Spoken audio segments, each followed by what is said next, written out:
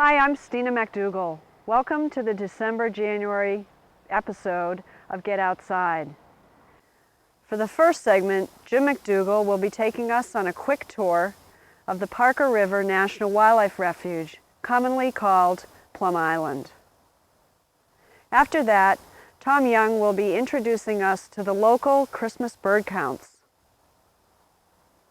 The next segment, Sarah Spear, a young naturalist, will be taking us for a walk in her neck of the woods to see something you might not expect to see this time of the year, insects.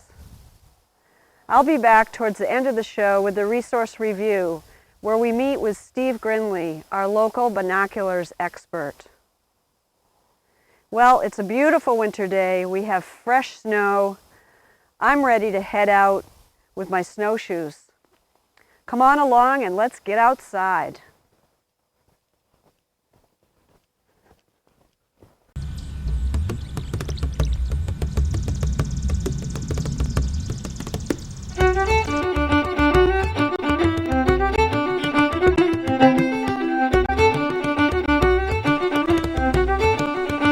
Hello and welcome to Get Outside, a locally produced television show that features the abundance of natural resources and wildlife that exist right here in Essex County, a small county just north of Boston and within easy ride from southern New Hampshire, southern Maine, and the central and western parts of the state.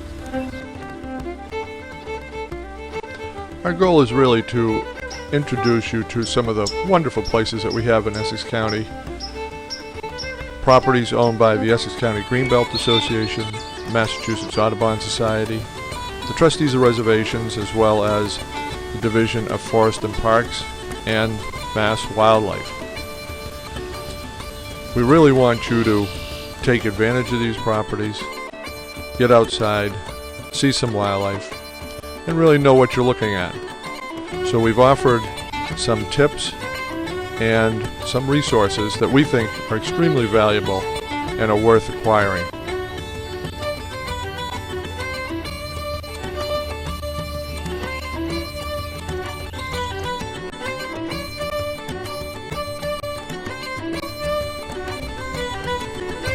All of the great wildlife that you're seeing and the show is shot locally right here in Essex County.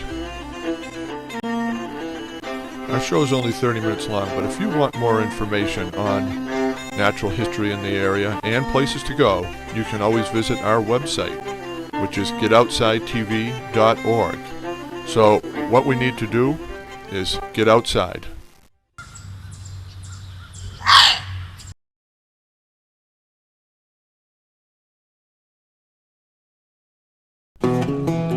Hi, this is a quick tour of the Parker River National Wildlife Refuge on Plum Island. As you drive in the main gate, you'll have a gatehouse on your left, and that's where you pay a small fee to enter the property. Also on this building and adjacent to it are some signboards which give you some up-to-date information on what's going on, what parts of the beach are open and closed, and what birds and animals you might see. Now, the Parker River National Wildlife Refuge is a barrier beach island, and it was protected in 1942 by the federal government to protect the migratory route of the Canada goose. We're going to look for more birds than just geese, and we're going to start at the salt pan observation area on the right side of the road as you come in. This is a good place to scope around. You'll probably see a snowy owl, possibly a rough-legged hawk, or a northern harrier. Further on down the road as you travel south is the overlook for the North Pool, and as you scan across the open water, if there is open water this time of year, you'll see such diving ducks as lesser scaup and others. About a half a mile south of this point is the Hellcat Wildlife Observation Area, which has a tremendous interpretive trail system and is an absolute must-stop for everyone visiting Plum Island. If you're dressed for it and you have the right equipment, this is a great place for you to see such things as short-eared owl. Here's one with a sort of a butterfly flight over the grasslands and has a nice golden belly and a little black spot at the wrist of the wing. This is in somewhat contrast to the northern harrier, which holds its wings above the horizontal when it's gliding, and it also has a very bright white rump, which is the lower part of the body, just above the tail, as you see here.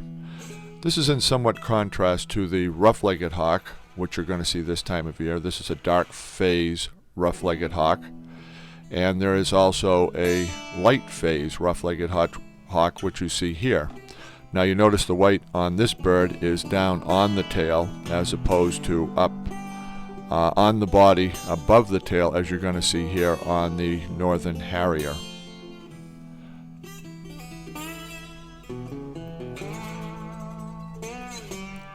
Now we've caught a northern harrier harassing a rough-legged hawk. Even though the wingtips look quite similar, the overall body shape is quite different, so these are subtle things you need to pay attention to.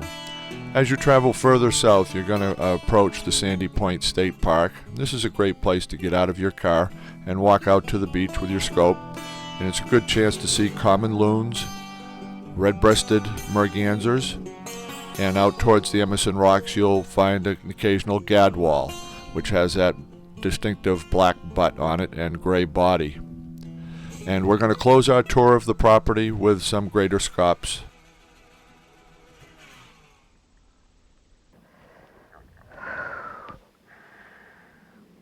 I hope you enjoyed the quick tour of Plum Island. Coming up next is Tom Young on the Christmas bird count. In the seemingly interminable New England winters, we often need a really good and convincing reason to get outside. Fortunately, the Christmas bird count provides just such a reason. Originally begun in 1900 by ornithologist Frank Chapman as an alternative to what was called the side hunt, in which men went out and shot birds on Christmas Day, the Christmas bird count provides valuable data to the ornithological community, and even an amateur such as yourself can have a significant contribution. An individual Christmas bird count is conducted in a circular area 15 miles in diameter. There are several hundred Christmas bird count circles across the continent of North America. In Essex County there are two, one in the Cape Ann area and the other in the Newburyport area. The data gathered in the Christmas bird counts are useful in revealing population trends among birds, such as the increase in tufted titmice brought about by the proliferation of feeders, as well as the movement into our area of southern species such as the red-bellied woodpecker. On the other hand, the data reveal that ring-necked pheasant populations are in decline, largely because of this species' inability to survive difficult winters. Robin populations can be quite high during the winter, as these birds gather in flocks and live on berries instead of earthworms. A Christmas bird count day begins well before dawn, when teams of birders go out to tally owls, such as this great horned owl, or the eastern screech owl, which can be surprisingly abundant. A single team of counters, on a nice calm night, tallied 18 of this species in just over 3 hours in one Essex County town. But after a night of owling, a birder can be chilled to the bone, so it is gladly that one greets the dawn, and there may still be owls about at that hour. Perching on the spire, this owl seems to put an exclamation point on a night of owling. And at dawn, the other birds also come out of their nighttime hiding places. Besides gathering data, by participating on a Christmas bird count, one gets an opportunity to see some truly spectacular birds like this pair of pileated woodpeckers. Raptors, too, often provide a highlight to the day. Red-tailed hawks are quite common and can be seen taking prey and flying off with it. And the sight of a Cooper's hawk is always memorable. If you're a keen-eyed observer, you can even find owls during the day. Sometimes a closer view is helpful. Both of the Christmas bird counts in Essex County include quite a bit of the Atlantic Ocean, If you position yourself along the coast, you can, of course, see gulls like this ring-billed and waterfowl adrift on the sea.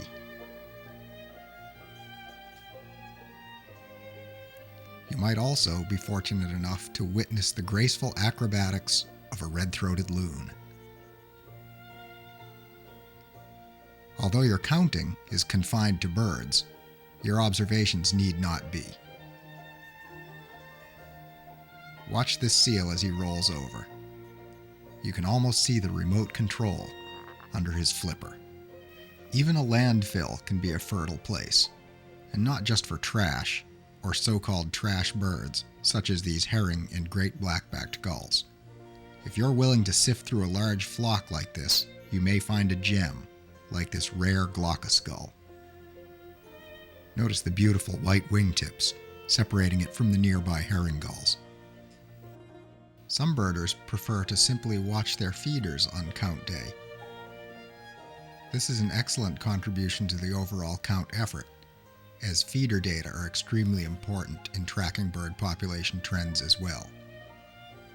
Besides counting the more easily identified species, you will also have an opportunity to brush up on identification challenges, such as the differentiation of the similar downy and hairy woodpeckers.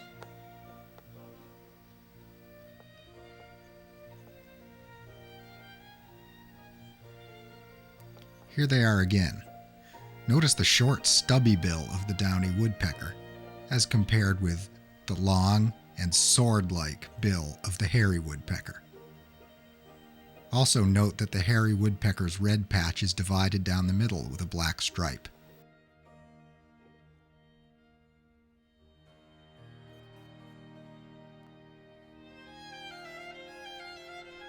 Whether you're in the field or at your feeders, there's always the promise of a surprise in the form of an unusual bird. So whether you're after the truly rare and outstanding species, or whether you hope that the mockingbird you see on the top of a bush will turn out to be a Townsend solitaire, there's always good camaraderie at the end of the day. So get involved with the Christmas bird counts and get outside.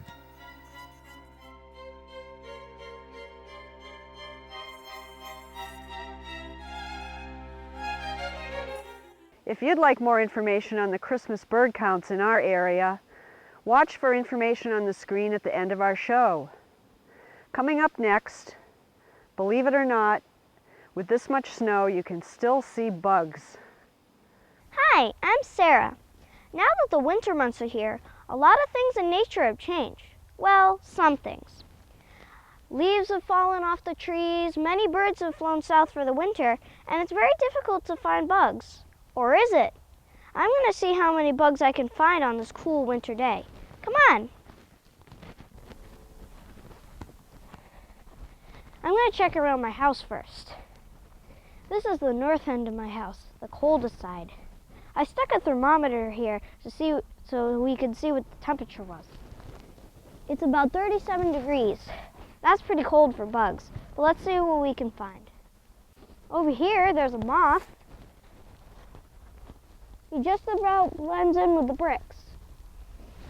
And over here in this corner, I can see where a butterfly emerged from its chrysalis.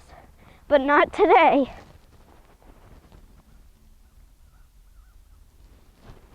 Well, let's go see what we can find at the south end of my house.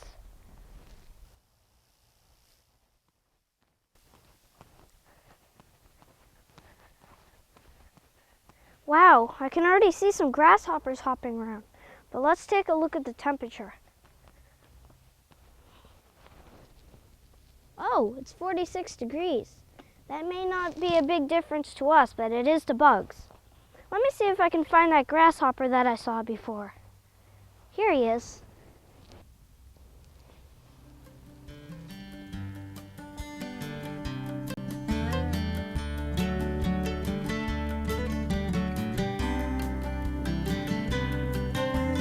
Here comes another one.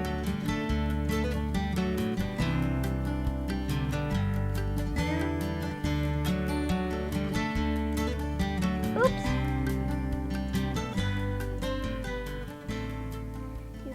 why they need to stay in the sun. This guy's still a little stiff.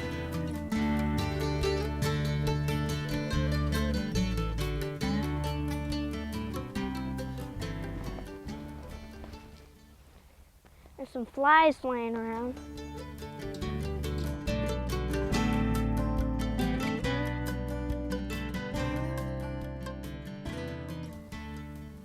Oh, what's this? People call these little grasshoppers pinheads. Well, there's a few flies and some grasshoppers around, but I really want to go to the woods and see what's there.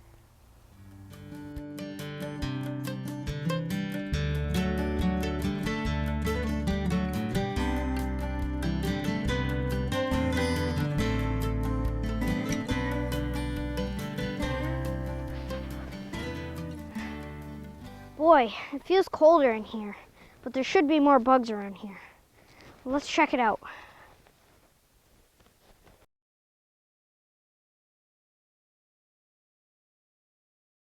There's a number of flies flying around this wet spot. I can see them when the light catches their wings.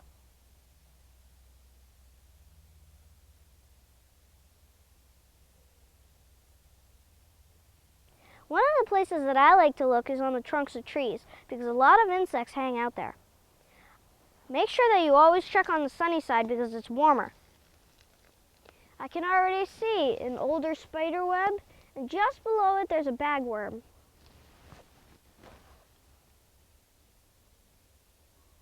It's going to take a good eye to find these guys because sometimes they hide in the crevices and under the loose bark. Make sure you check a number of trees and not just one, and some on the ground. There seems to be a lot of spiders around here. Can you see those webs shining in the light?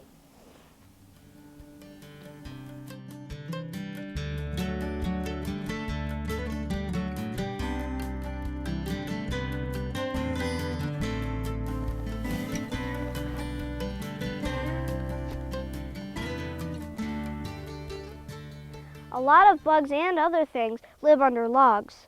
If the ground isn't too frozen, we can check under these.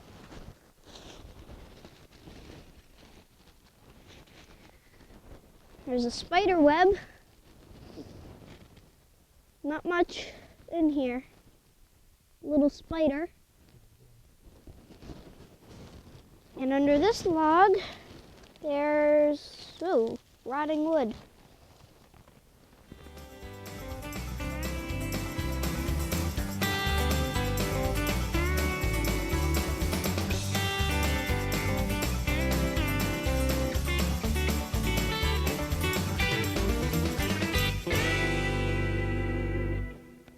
Along with logs, underneath rocks are a good place to look for things too.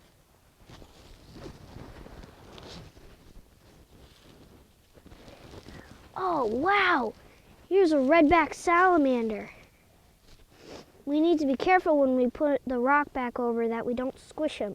So I'm going to carefully put him in my hand, and after we can just let him squirm right back in.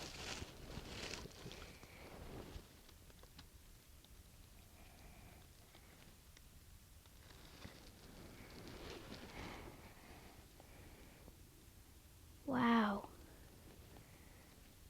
This is interesting.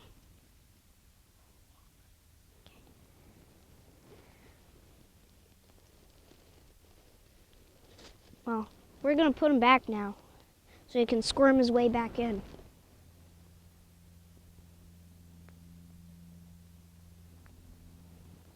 There he goes.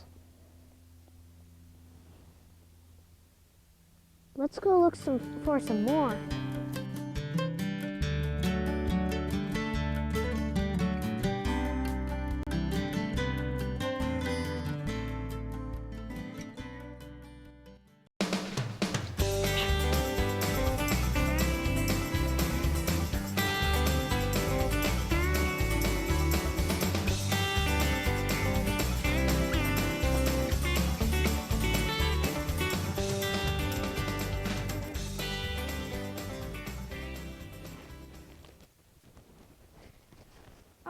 Here's some patterns from the bark-boring beetles. They just burrow under the bark and it leaves these patterns. You can see that the bark has worn away.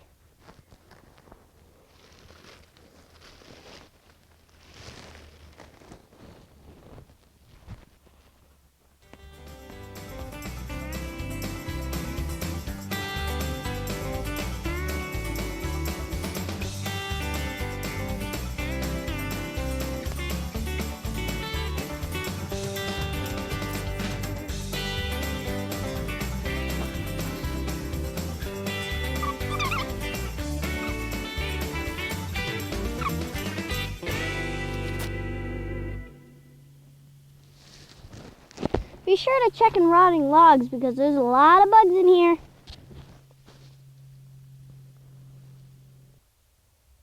Some bugs spend their winter near the bases of trees, especially on the south side. You might want to look on some maple trees because that's where you're going to find them. What I'm going to do is I'm going to pull back the leaves and see what's hiding there. You might find some ladybugs and other things.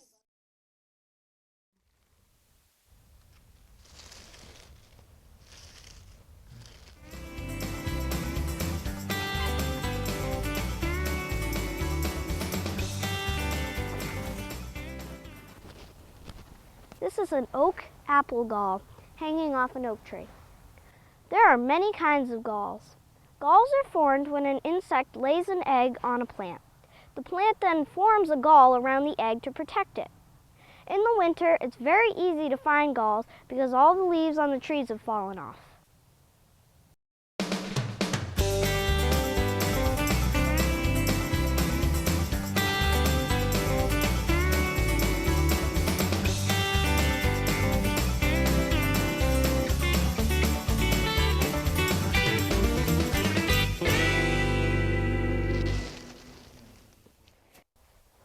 Wow, that was fun. Well, it's starting to get cloudy and a little bit cooler, so I better call it a day. But I did see salamanders, millipedes, centipedes, pillbugs, spiders, ants. That's a lot of stuff for the early winter months. Before long, you'll start seeing snow. Hey, cut that out. Like I was trying to say, before long, you'll start seeing snow. But that doesn't mean that your bug searches have to end. There will be bugs around all winter, snow fleas and other things. Well, I had a great time searching for bugs, and I hope you did too. See you soon. Bye. Welcome to the resource review portion of Get Outside. Throughout our show, you'll see close-up views of birds and animals, and even some plants and insects. Here are two important pieces of optical equipment that allow you to zoom in: binoculars and a spotting scope. While we're in the Plum Island Newburyport area, let's visit an optical expert, Steve Grindley, at the Birdwatchers Supply and Gift Store, located at the Route 1 traffic circle in Newburyport.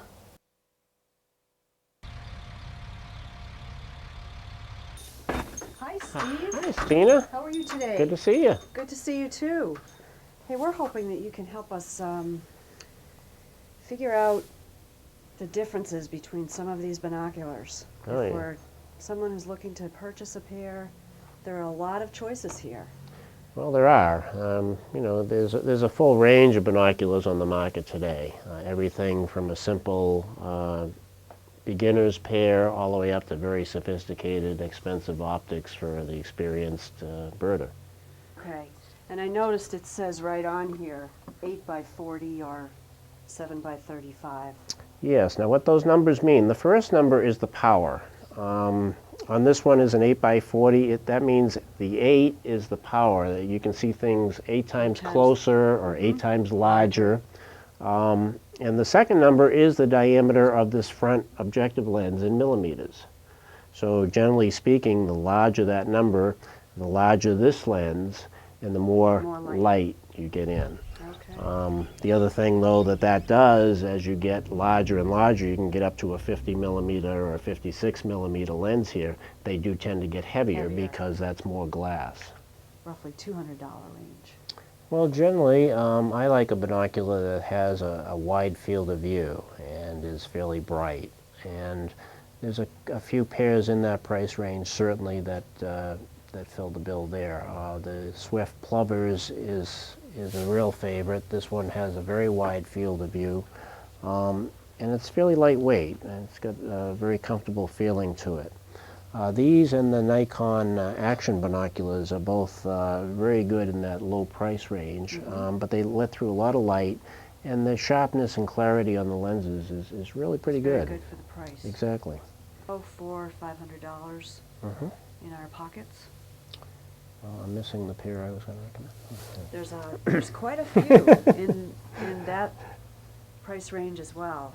Well, my favorite in that price range are the Swift Audubons. These have been written up in a lot of journals. They actually were a Consumer Reports #1 choice a year ago. I used Swift Audubons for 25 years, simply because they are so bright and they have such a wide field of view for this size binocular. They've really improved them. This latest generation is waterproof, which is rare in a Poro Prism type design. And they also have the pop-up eye cups, which my older pair don't have. And they're a lot lighter than the pair I had. Mine, like I said, are 25, 30 years old, and they're probably 5 or 10 ounces heavier than these. Hey, we just won the lottery, and price is no object. Well, if price is no object, then you go right to the top shelf. Top of the line. And I actually graduated myself up to the top shelf recently, and I really like the Swarovski ELs, their newest binocular. They have been probably #1 in the market for the last few years.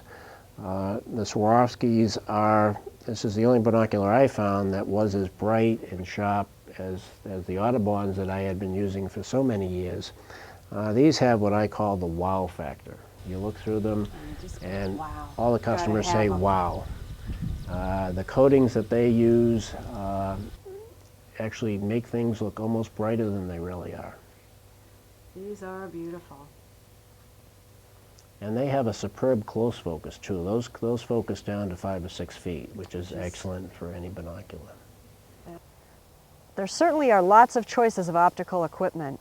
If you have further questions, you can reach Steve at one of his shops or email him at birdwsg@aol.com. Here's a quick tip. Did you know that by taking your binoculars and looking through them backwards, they become a microscope, and you can really zoom in close on an insect?